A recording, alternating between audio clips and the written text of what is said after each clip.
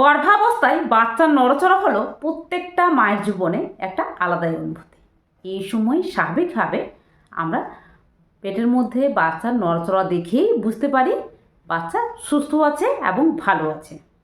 সেক্ষেত্রে গর্ভের মধ্যে বাচ্চা ঠিকঠাকভাবে নড়াচড়া করছে কি না, অথবা বাচ্চার নড়াচড়া যদি কমে যায় সেক্ষেত্রে কী করব, এই বিভিন্ন বিষয়ে অনেকের প্রশ্ন রয়েছে।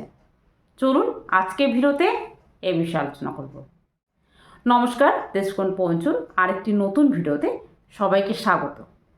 তো আজকের ভিডিও মূল আলোচনা হলো গর্ভাবস্থার কোন সময়ে বাচ্চা কিভাবে নড়াচড়া করে এবং আপনার বাচ্চা ঠিকঠাকভাবে নড়াচড়া করছে কিনা কি করে বুঝবেন। এক্ষেত্রে বাচ্চার নড়াচড়া যদি কমে যায় সেক্ষেত্রে কি করবেন। সবকটা কিন্তু খুবই ইম্পর্টেন্ট, গর্ভাবস্থায় প্রত্যেকটা মাকে জানা প্রয়োজন।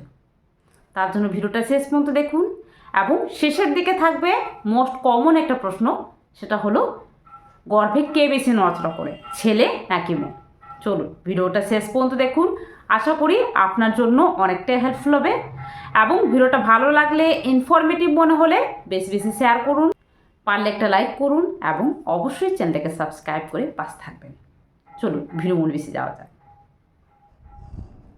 তো দেখুন, সাধারণত গর্ভাবস্থায় বাচ্চার যে নড়াচড়া সেটা সাধারণত প্রত্যেকটা গর্ভবতী মায়েরা প্রেগনেন্সির 18 থেকে 24 সপ্তাহের মধ্যে টের পান। মানে সাধারণত যাদের ক্ষেত্রে প্রেগনেন্সিটা প্রথম প্রেগনেন্সি রয়েছে তাদের ক্ষেত্রে একটু লেটে বোঝা যায়, আর যাদের ক্ষেত্রে প্রেগনেন্সিটা দ্বিতীয় প্রেগনেন্সি রয়েছে বা তৃতীয় প্রেগনেন্সি রয়েছে তারা একটু আগে থেকেই বাচ্চার নড়াচড়া বুঝতে পারেন। এক্ষেত্রে প্রথম দিকে বাচ্চার নড়াচড়াটা কিন্তু স্বাভাবিকভাবে খুব একটা স্পষ্টভাবে বোঝা যায় না, কিন্তু যতটা প্রেগনেন্সি এগিয়ে যায় আস্তে আস্তে করে স্পষ্ট হয় এবং এই সময় কিন্তু বাচ্চার নড়াচড়া বেশ শক্তপোক্তভাবে বোঝা যায়।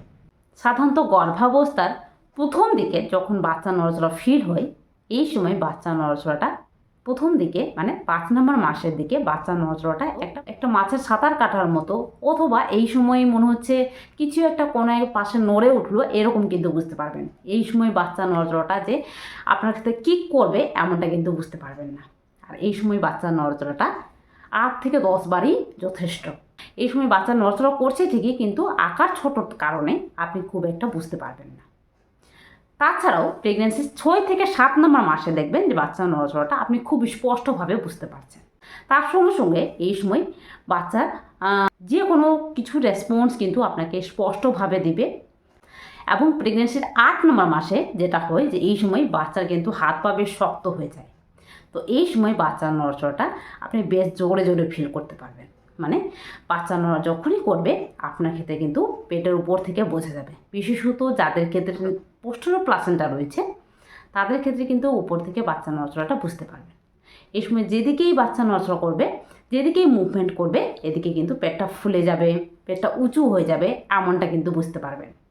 তাছাড়াও প্রেগনেন্সির 9 নম্বর মাস পড়তে না পড়তে অথবা প্রেগনেন্সি 8 নম্বর মাসের শেষের দিকেই বাচ্চার নড়াচড়াটা আপনার ক্ষেত্রে কম হতে শুরু করবে।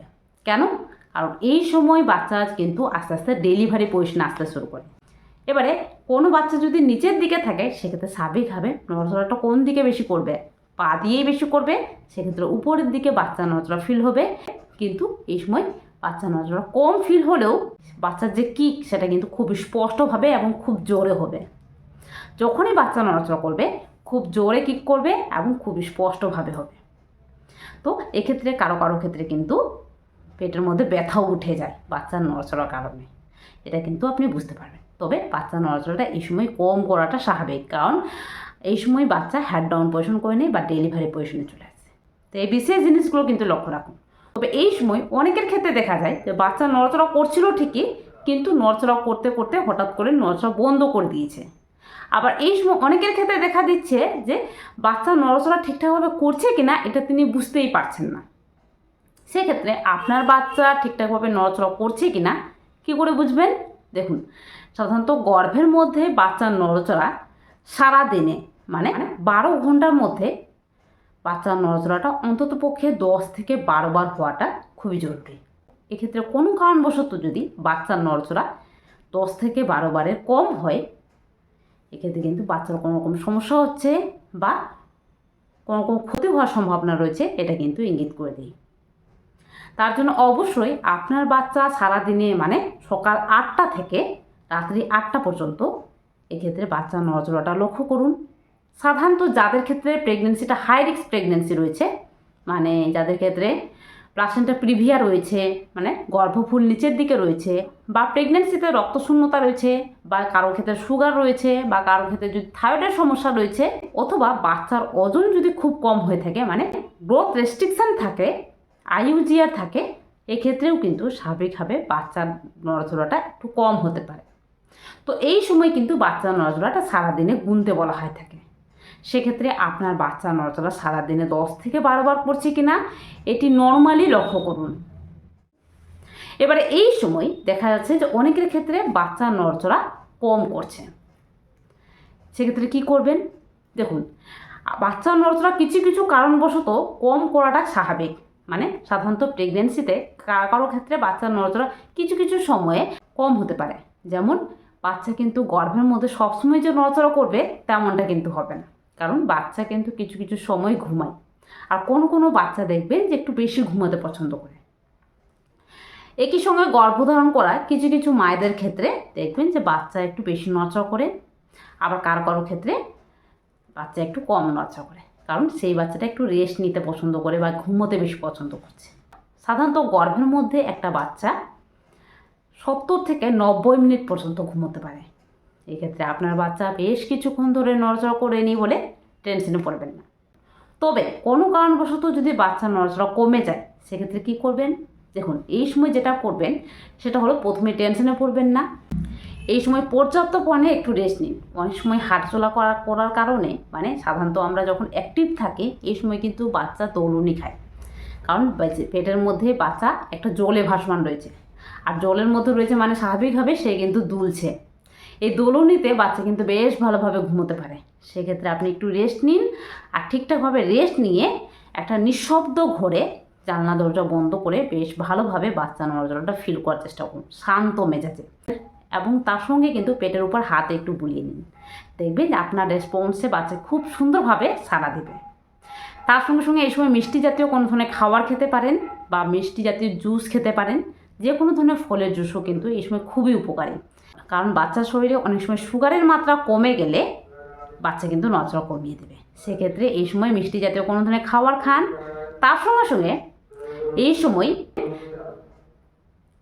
এখানে মাইকিং শুরু হয়ে গেছে, তবে আশা করি আপনাদের বুঝতে অসুবিধা হবে না। তো চলুন কন্টিনিউ করি। তো দেখুন, তার সঙ্গে সঙ্গে এই সময় বিশেষত 1 থেকে 1.5 ঘন্টা পর্যন্ত বাচ্চা নড়াচড়া ফিল করুন। এক্ষেত্রে বাচ্চা যদি 1 থেকে 1.5 ঘন্টার মধ্যে 3 থেকে 4 বারও যদি নড়াচড়া করে নেয়, তাহলে কিন্তু এটা স্বাভাবিক। তারপরে কিন্তু বাচ্চা আস্তে আস্তে করে অ্যাক্টিভ রয়েছে, নড়াচড়া করবে।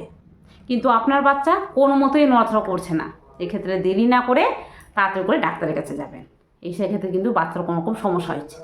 আর যাদের ক্ষেত্রে প্রেগনেন্সি হাই রিস্ক প্রেগনেন্সি রয়েছে, কোনো ধরনের সমস্যা রয়েছে প্রেগনেন্সিতে, তারা কিন্তু এই ধরনের এক্সপেরিমেন্ট করতে যাবেন না, সরাসরি দেরি না করে ডাক্তারের কাছে যাবেন, কারণ এই সময় কিন্তু বাচ্চার ক্ষতি হওয়ার সম্ভাবনা বেশি থাকে। সেক্ষেত্রে তারা এই ধরনের এক্সপেরিমেন্ট কিন্তু বাড়িতে বসে করবেন না। আদারওয়াইজ বাড়িতে বসে আপনি ডপলারিং করছেন বা বাচ্চার হার্টবিট দেখছেন যে বাচ্চার হার্টবিট আছে কিনা, এটা করতে যাবেন না। এটা করলে কিন্তু একটা সময়ের অপচয় হয়, যেটা কিন্তু বাচ্চার জন্য ক্ষতিকারক।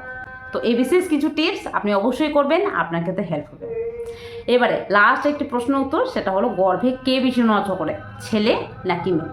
তো দেখুন, সাধারণত কিছু কিছু মায়েদের ক্ষেত্রে দেখা যায় যে বাচ্চা একটু বেশি নড়াচড়া করছে, আবার কিছু কিছু মায়েদের ক্ষেত্রে দেখা যায় যে বাচ্চা একটু কম নড়াচড়া করছে। সাধারণত প্রেগনেন্সির 8 মাসের দিকে বললাম, 7-8 নম্বর মাসে বাচ্চা একটু বেশি জোরেই নড়াচড়া করবে, কারণ এই সময় বাচ্চা বেশ সুস্থপুষ্ট হয়ে যায় এবং হাত পা বেশ ছুটতে শিখে। কিন্তু প্রেগনেন্সির প্রথম দিকে আপনি ভাববেন যে বাচ্চা খুব জোরে নড়াচড়া করবে, এমনটা কিন্তু হবে না। আর তাছাড়াও কারো ক্ষেত্রে বাচ্চা একটু কম নড়াচড়া করতে পারে। অনেক সময় বাচ্চা পজিশনের কারণে বাচ্চা নড়াচড়া একটু বেশি করে, বা অনেক সময় কম করে। কিছু কিছু বাচ্চা ঘুমিয়ে থাকে, তার জন্য বাচ্চা নড়াচড়া কম করে। আবার অনেক সময় যেটা হয়, যে বাচ্চা একটু বেশি সুস্থপুষ্ট থাকবে, হেলদি থাকবে, সে বাচ্চা কিন্তু একটু জোরে নড়াচড়া করে, একটু বেশি নড়াচড়া করে। এমনকি আমাদের চোখের সামনে এমন অনেক বেবি রয়েছে যারা কিন্তু বেশি চঞ্চল থাকে, আবার কিছু কিছু বেবি থাকে যারা কিন্তু একটু শান্ত মেজাজে থাকে। ঠিক তেমনি পেটের মধ্যেও কিছু কিছু বাচ্চা এমনটা হতে পারে। সেক্ষেত্রে আপনার ছেলে হবে নাকি মেয়ে হবে এটা কিন্তু বাইরে থেকে বোঝা যায় না। বাচ্চা নড়াচড়া দেখে যেটা বুঝতে পারবেন সেটা হলো আপনার বাচ্চা সুস্থ আছে কিনা। সেক্ষেত্রে বাচ্চা নড়াচড়াটা সারাদিনে ঠিক কতবার করছে অবশ্যই লক্ষ্য করুন এবং কমেন্ট বক্সে জানান। এক্ষেত্রে বাচ্চা যদি গর্ভের মধ্যে সুস্থ থাকে সেক্ষেত্রে ঠিকভাবে নড়াচড়া করবে এবং হেলদিভাবে কিন্তু সে বৃদ্ধিও পাবে। তো চলুন আজকের ভিডিওটা এই পর্যন্ত। ভিডিওটা কেমন লাগলো কমেন্ট বক্সে জানাবেন। দেখা হবে আরেকটি নতুন ভিডিওতে। ততক্ষণে চ্যানেলটাকে সাবস্ক্রাইব না করে থাকলে সাবস্ক্রাইব করে নিন। চলুন আজকের জন্য টাটা। সবাই ভালো থাকবেন, সুস্থ থাকবেন, সাবধানে থাকবেন।